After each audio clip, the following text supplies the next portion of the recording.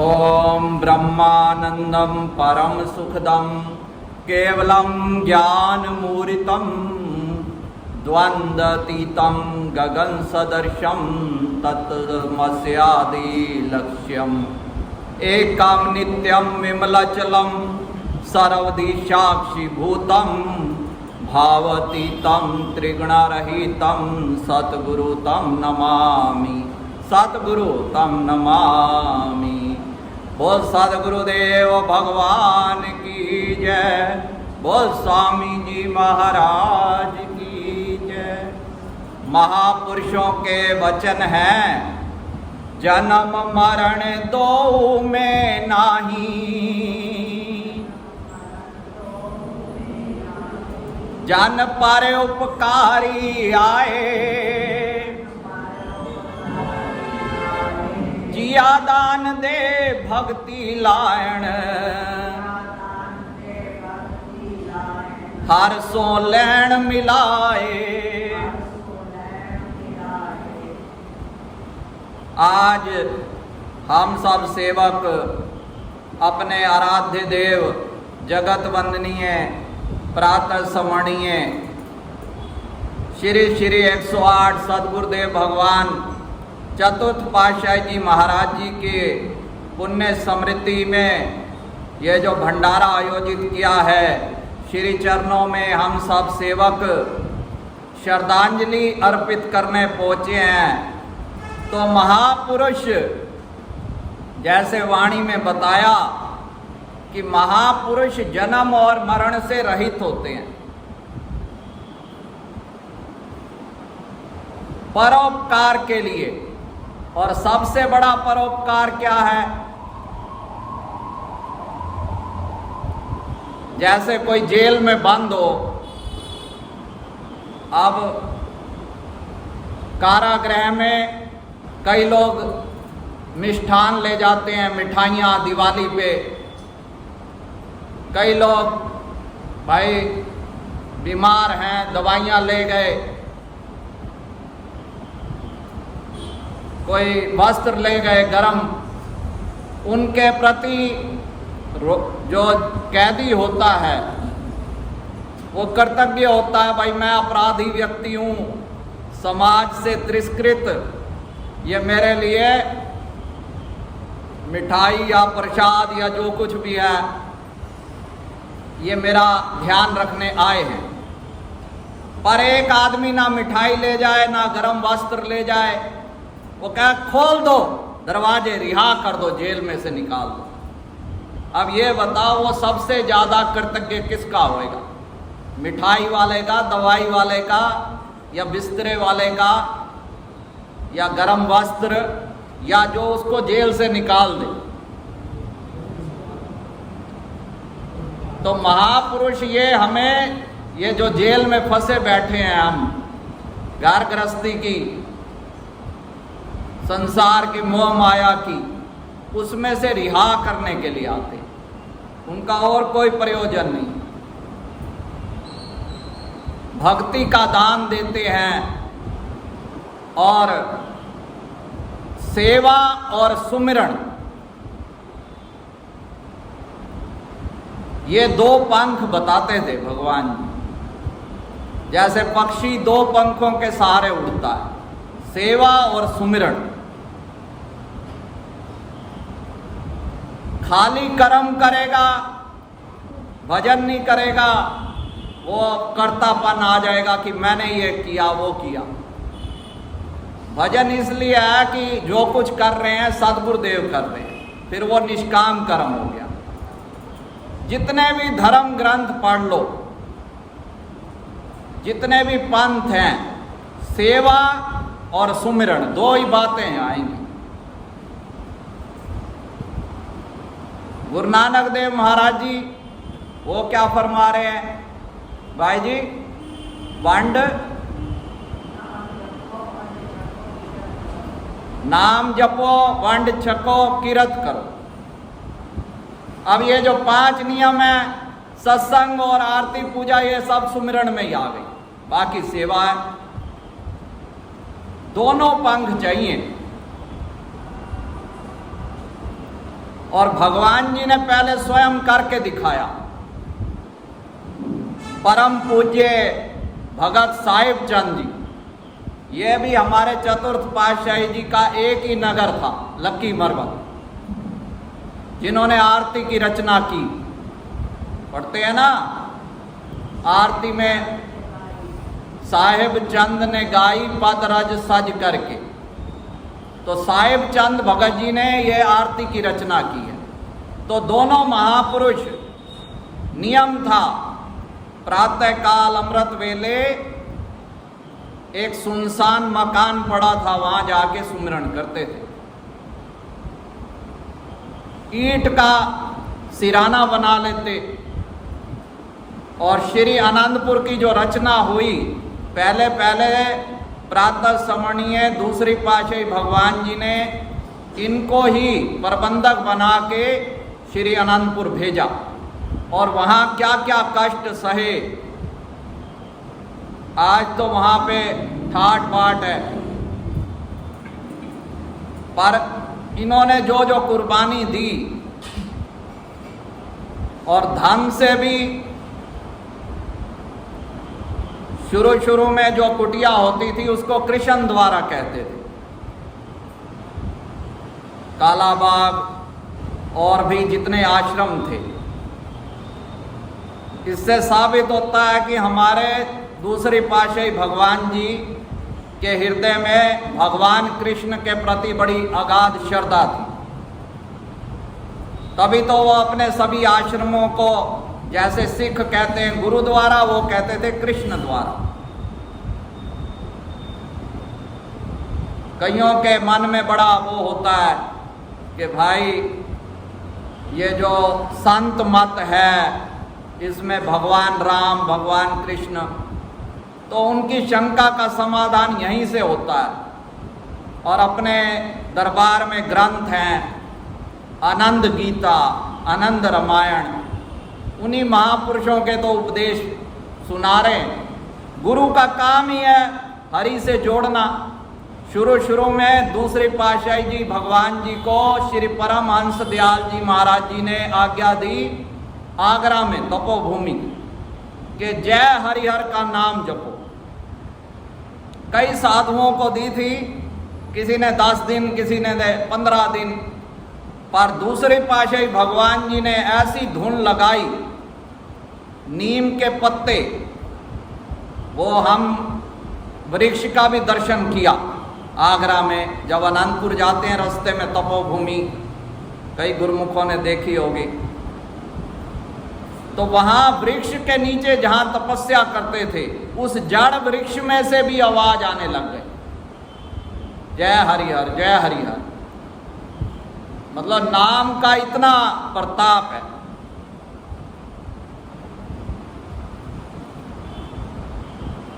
पर उनका जो ये आदर्श जीवन होता है, यदि हम उनके वचनों को मानकर मालिक के चरणों में सर्वस्व अर्पण करके उसके बदले में हम कर्मों के दुखद भार से बचकर शांति, आनंद और परम शांति के भागीदार बन जाते हैं।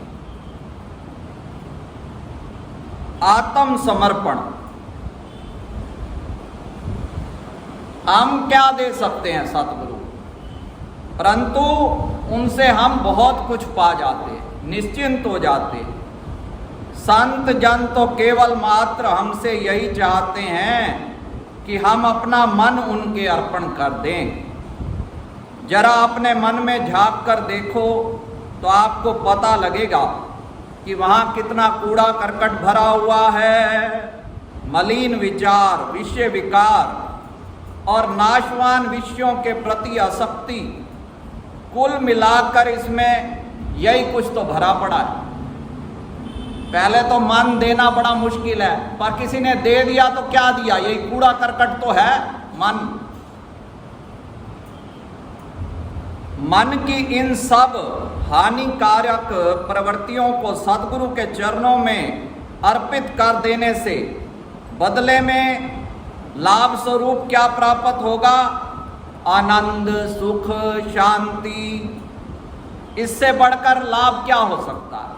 इससे बढ़कर सौदा क्या? पर इंसान फंसा पड़ा है कहाँ? वो इस कथा में महापुरुष समझा रहे हैं। एक बार देव ऋषि नारद भगवान विष्णु से स्वर्ग में मिलने गए। उन्होंने देखा कि स्वर्ग में भगवान विष्णु अकेले विराजमान हैं। यह देखकर नारद जी के मन में जिज्ञासा हुई। वे स्वयं को रोक ना सके। उन्होंने भगवान से पूछा, क्या तुम्हारे लोक में प्रवेश बंद है? भगवान विष्णु ने उत्तर दिया, नहीं, परंतु जीवात्माएं यहां आना ही नहीं चाहती। तुम चाहो तो भूलोक में जाओ और जितनी चाहे रूहों को ले आओ। नारद जी ने सोचा, यह स्वर्ग लोक तो जीवों से खचाखच भर दूंगा। ऐसा कौन होगा जो वहां नहीं आना चाहेगा? दुनिया में तो लोग दान कर रहे हैं, पुण्य कर रहे हैं, भाई इसीलिए भगवान के धाम जाएं।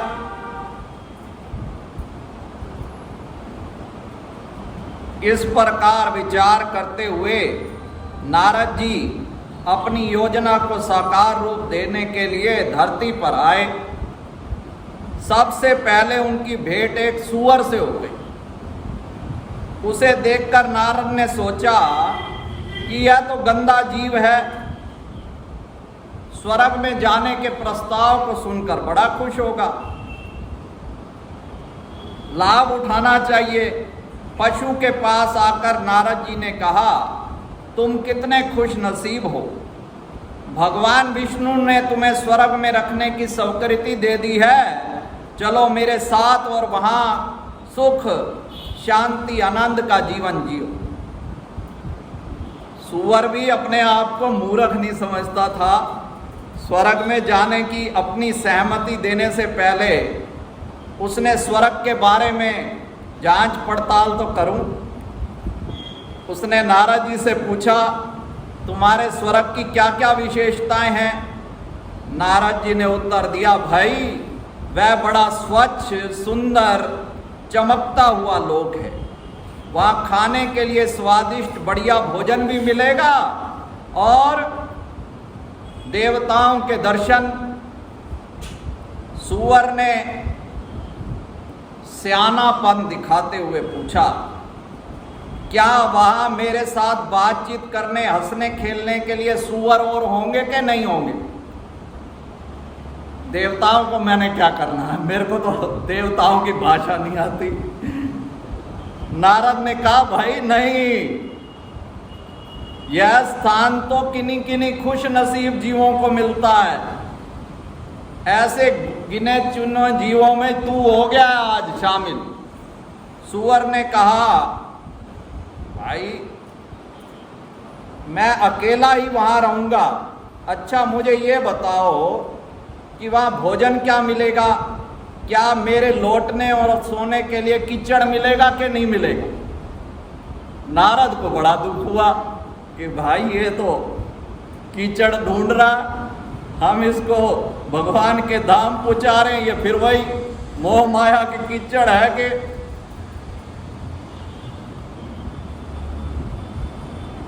स्वर्ग तो देवताओं के लिए होता है। भले मानस, तुम वहां प्रकाशमय लोक में गंदगी और कीचड़ की आशा कैसे कर सकते हो?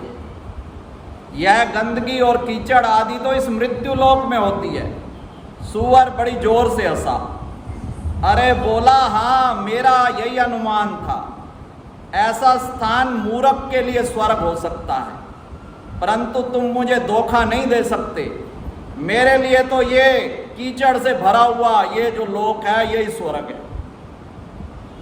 तो यही जीवों की हालत है। अब नारद जी बड़े चिंतित, भाई भगवान को क्या मुंह दिखाऊंगा? चलो कोई तो मिलेगा। वहां एक दुकान पर एक सेठ को देखा, बड़ा उदास, अकेला, ऐसे लगा मानो भारी हानि के किसी सोच में डूबा पड़ा हो। ठंडी आहें ले रहा बेचारा, कहाँ फंसा दिया।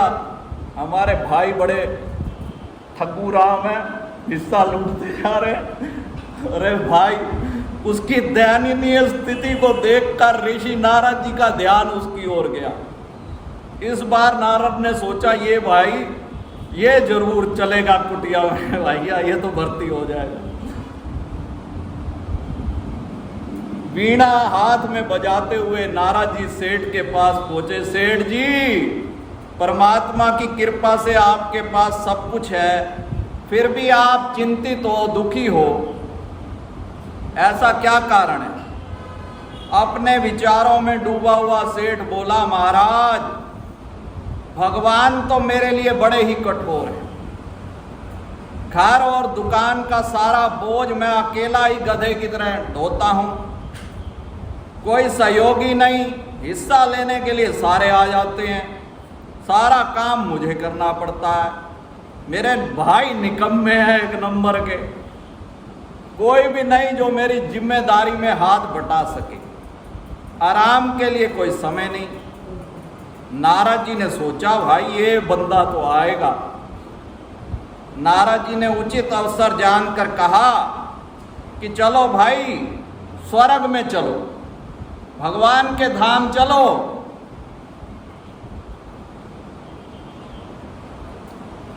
इतनी मेहनत क्या कर रहे हो? आखिर तो भाई 2 रोटी खानी है और चिंता रहित जीवन। इतनी मेहनत करके इतनी चिंता है तो तुम्हें सुखमय जीवन मिलेगा।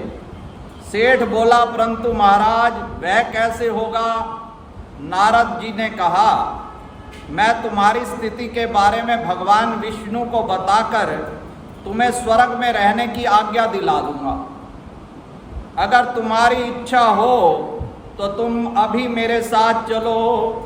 वहाँ का जीवन अत्यंत आनंदमय और मोहक होगा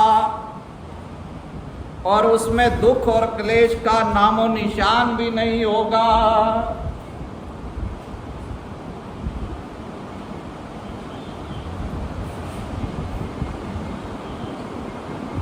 उसने कहा, महाराज, मनुष्य का जीवन तब सफल होता है जब उसकी संतान हो जाती है। मेरा पुत्र हो जाए, मुझे तो यही आशीर्वाद दे दो, फिर मैं आपके साथ चलूंगा। पक्का प्रॉमिस है जी। नारद जी कुछ काल पश्चात उसी नगर पहुंचे। सेठ जी के 2 छोटे छोटे बच्चे खेलते हुए देखा, बड़े प्रसन्न। फिर अपने वायदे को याद दिलवाया। सेठ जी ने ऋषि को बैठने के लिए चारपाई दी, फल से उनका स्वागत किया। फिर कहने लगा, स्वामी जी, आप स्वयं देख रहे हो कि बालक अभी घर और दुकान की जिम्मेवारी नहीं संभाल सकते। जब यह कुछ बड़े हो जाएं, फिर आपके साथ चलूंगा। चलो महाराज। कुछ वर्षों के बाद नारद जी फिर लौटे। अब पता चला जी, सेठ जी का तो राम नाम सत्य हो गया और वो बैल की योनि धारण करे। बैल बरामदे के कोने में लकड़ी के खूंटे से बंधा पड़ा है। सेठ जी को योनि इसलिए धारण करनी पड़ी क्योंकि उसे अपने घर तथा परिवार से बड़ा मोह था। भाई मैं ही जिम्मेवारी उठा सकता हूँ, नहीं उठाऊंगा तो कैसे होगा। तो अब बैल बन के, हाँ जी, कर्म सिद्धांत के अनुसार ये योनि मिली। नारद जी ने भगवान से प्रार्थना की कि बैल को मनुष्य की भाषा बोलने और समझने की शक्ति प्रदान करो। उनकी प्रार्थना स्वीकार हुई।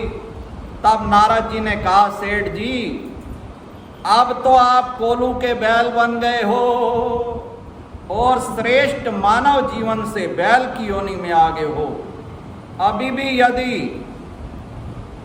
तुम चाहो तो तुम स्वर्ग में चल सकते हो। महाराज, मेरे पुत्र अभी इतने सियाने नहीं हुए, अपनी जिम्मेवारी पूरी तरफ से कैसे निभाएंगे? चाहे मैं बैल की योनि में हूं, चाहे बैल की योनि में हूं, तो भी उनके कार्यों में मुझे उनकी सहायता करनी ही है। मुझे तो अपना कर्तव्य निभाना ही है। नारद जी ने कहा, भाई तेरा जो असली कर्तव्य है वो यही है कि अवर काज तेरे किते ना काम, मिल साध संगत भज केवल नाम। उत्तर सुनकर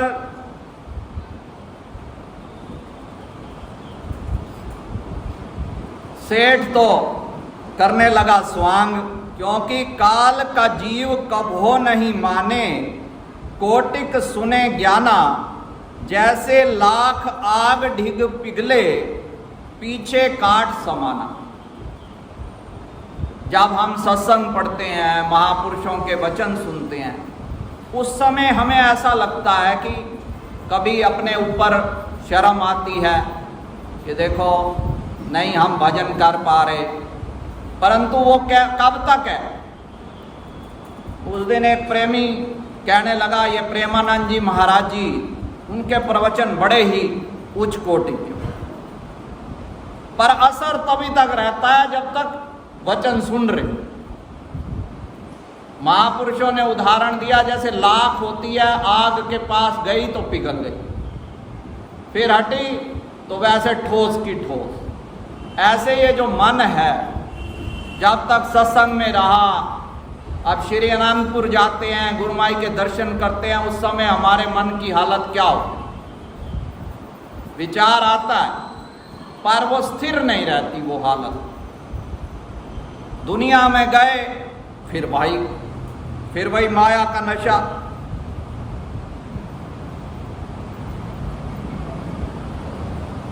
ऐसे ही जब तक संतों के अमृत वचन सुने, तब तक हमारा हृदय जो है द्रवित होता है और मानव जन्म की विशेषता का पता चलता है, महत्व समझ आता है। सत्संग से बाहर आते ही पुण्य संसारी विचार, महापुरुषों के वचनों का विस्मरण और सारी समस्याएं यही है। परमेश्वर ते भूलिया व्यापिन सभे रोग, चाहे अंदर के रोग हैं, बाहर के रोग हैं, समाधान यही है। सेवा सुमिरन जो दो पंख हैं, चाहे बाहर की समस्याएं हैं, अंदर की हैं, सब इसी से दूर हुए। परंतु संसारी वे तो अपनी बुद्धि लगाते हैं, शरीर और मन के साथ मिथ्या शक्ति है। उन्होंने संसार के साथ झूठे शारीरिक संबंध स्थापित कर लिए हैं। कष्ट, क्लेश और दुख ये परिणाम में हाथ है। दयालु ऋषि फिर भी उस सेठ के घर दोबारा गए। फिर बाद में देखा कि वो बैल भी नहीं था। नारद जी ने ध्यान लगाया, देखा कि अब वो कुत्ते का रूप धारण कर चुकी है और घर की दहलीज पर बैठा हुआ रखवाली कर रहा है। पहले की तरह देव ऋषि नारद ने फिर बातचीत की और सेठ जी कितनी लज्जा की बात है, मानव जन्म से तुम बैल बने, अब बैल से पशु योनि में आ गए, अब निकृष्ट कुत्ते की योनि को प्राप्त होके कुछ तो विचार करो। क्या अभी भी यहीं रहना है इसी हालत में या स्वर्ग में चलना है? कुत्ता बोला, भाई साधु महाराज तुम समझते क्यों नहीं, तुम तो ठहरे वैरागी। जब मेरे पुत्र काम से बाहर चले जाते हैं तो मेरे लिए घर की रखवाली करना बहुत जरूरी है। कौन करेगा? कौन उनकी सहायता करने वाला है? उनकी संतान हो जाने दो, ताकि जब तक वह घर से बाहर काम पर जाएं तो ये अब मेरी ड्यूटी को ये संभालें और उसके बच्चे दुकान संभालें। नारद जी बड़े निराश। भाई कर क्या सकते थे, उन्होंने तो दुखी आत्मा को बचाने का बड़ा प्रयत्न किया। जब कोई स्वयं ही डूबना चाहे तो उसे कौन बचा सकता है।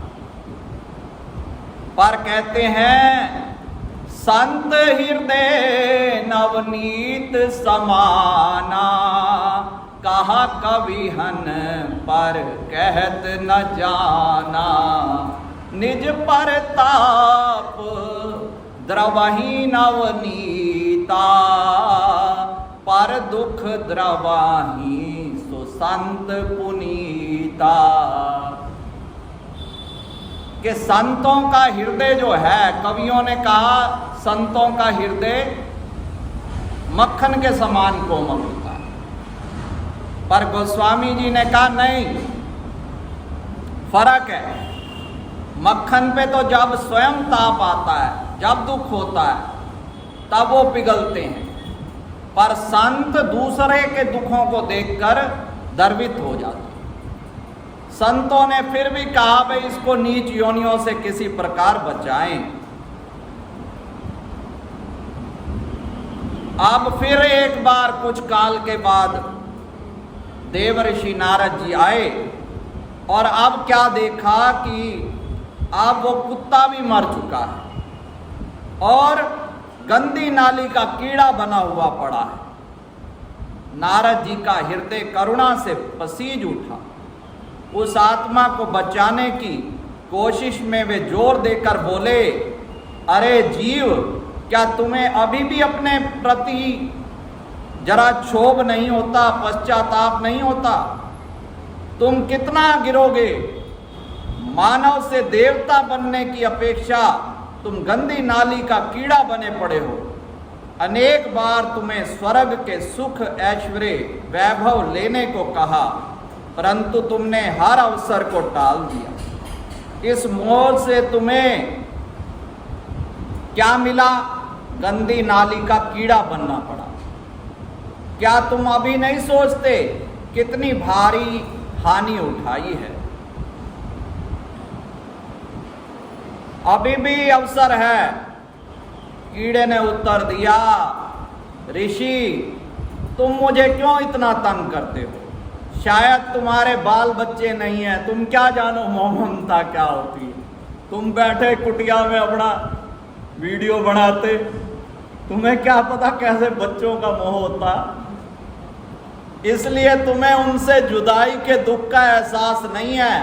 नाली में पड़ा पड़ा ही मैं अपने बच्चों और बहुओं, परिवार के अन्य सदस्यों को दरवाजे से आता जाता देखता हूँ। उनकी खुशियों और कार्यकलापों का आनंद लेता हूँ। ये अपना बचा खुचा भोजन इस नाली में फेंक देते हैं। उस स्वादिष्ट भोजन को खाकर मैं अपनी पालना करता हूँ। और मुझे क्या चाहिए? क्या तुम अपने साथ किसी और व्यक्ति को स्वर्ग नहीं ले जा सकते? वहाँ जाने के लिए क्या केवल मैं ही बचा हूँ? अपनी वर्तमान अवस्था से मैं खुश हूँ। जाओ, मुझ पे दया मत दिखाओ। स्वर्ग के प्रति मोह कोई आकर्षण नहीं है। मैं कम से कम अपने लोगों के बीच में तो हूँ, चाहे किसी भी योनि में हूँ। उस आत्मा की दुखद अवस्था पर नारद जी को बड़ा अफसोस हुआ। वह तो उसे जन्म मरण के बंधन से मुक्त करना चाहते थे, परंतु सब व्यर्थ। अपने परिवार के प्रति उसकी आसक्ति इतनी गहरी थी कि कीड़े की योनि पाकर भी उसने स्वर्ग जाने से इनकार कर दिया। ये एक कहानी है। कभी तो इस पे हंसी आती है, कभी रोना आता है, पर ये सारी अवस्था हर मानव की है। अंदर से तो संसार और इसके विषयों के साथ आसक्ति के परिणाम को सारे जानते ही हैं, ऐसा कोई नहीं है। फिर भी है कोई ऐसी मोह की डोर जो हमें पाप कर्म करने के लिए मजबूर करती है। उस समय हमें भुला देती है। परिणाम ये होता है कि हमारा अनेकों ही बार जो सत्संग सुनना, मंदिर जाना, पूजा करना, तीर्थ स्नान करना, माया के आकर्षण के कारण सारे नगण्य हो जाते हैं, व्यर्थ हो जाते हैं। हमें अच्छी तरह पता होता है कि निर्णय के दिन हमें मालिक को अपने कर्मों का हिसाब देना होगा, फिर भी हम सांसारिक पदार्थों में इतने अधिक आसक्त हो जाते हैं कि उनसे बिछुड़ने के विचार मात्र से ही हम उदास हो जाते हैं। हाय, ये परिवार वाले छूट ना जाएं, रिश्ते संबंधी छूट ना जाएं।